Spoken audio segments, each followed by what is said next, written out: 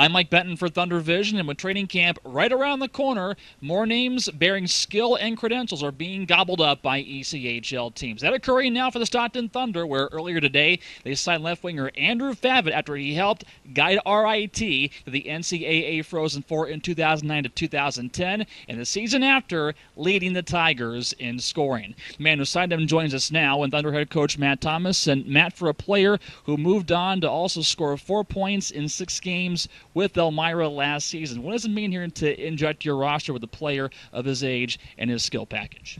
Well, obviously, he's a good young player that's coming out of a great program. Obviously, I'm a little biased because same program that I played my collegiate hockey at. But he's a guy that proved that he can play in the pro game. Despite his small stature, he's a guy who thinks the game real hard, but he also plays it in a fearless manner. He competes hard, and he's a guy that fights for all his scoring opportunities. And I think, when you're adding players that combine a couple facets to their game, and those two being big ones, it's pretty exciting. So I think, he's going to be a guy who's going to score a lot of points as a rookie and a guy that we can lean on that way. We have seen some players get their feet wet in the ECHL with a few games before the seasons, and the player that kind of comes to mind is Chris Dalvis, where he had 3 points in 4 games with Cincinnati a few seasons ago before erupting in his first full season with the Thunder back in 2009 to 2010.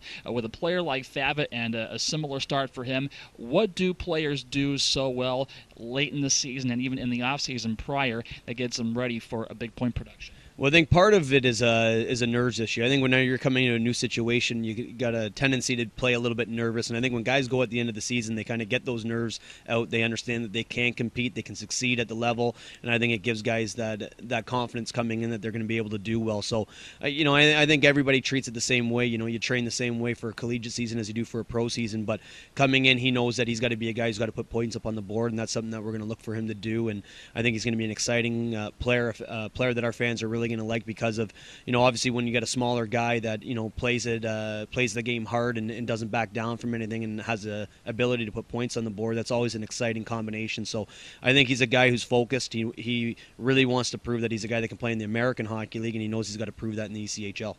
We have seen players of smaller stature, names that come to mind like Marty St. Louis in the NHL level, and even David Desharnais here at the ECHL level, succeed and also become stars despite their lack of size. For a player like Andrew Favot, is it more about trying to produce more or even help him develop right in the middle and go towards where the big bodies are? Well, I think, again, you got to have that mindset that you're the same size as everybody out there when you're that player. And then you got to, I think the thing that separates those guys is they think the game on a different level. They understand what they can do to be successful, the areas they need to go, and not to shy away from the contact, but understand that they go into a physical battle. There's a good chance that pure physics are going to play a role in it. So how can they best position themselves to get their opportunities? And I think a guy like Andrew really has that innate ability to put himself in situations where he's going to get opportunities to score. And then when he's around the net, he's a guy that can score, but I think his best asset is finding the players around him. Sometimes, little guys, they can get a step on a bigger guy, and means somebody else has to come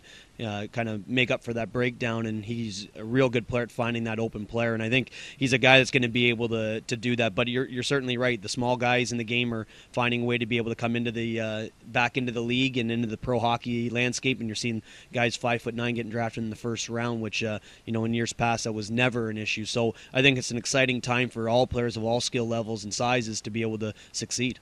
With NHL camps upon us, ECHL training camps a few weeks away, how do you like your team right now? Well, I think we're real strong in a lot of areas. Obviously, you always got to, when you have affiliates, you got to kind of see what the trickle-down effect's going to be. But regardless of what that ends up providing us, I think we're going to be real strong in a lot of areas. I'm really excited about our depth. I'm excited about our new veteran core of leadership, and I'm excited about a lot of the young players that we have. So I think all those things that we needed to address in the offseason, we felt were critical for us to be able to succeed. We've put a lot of those into place, and now it's just finding the right mix of guys to go into the season. But I think we're right where we want to be. Thanks, Matt. Thanks, Pence. Thunder head coach Matt Thomas joining us as Andrew Favot into the fold here for the Stockton Thunder for the 2011 and 12 season. I'm Mike Benton for ThunderVision.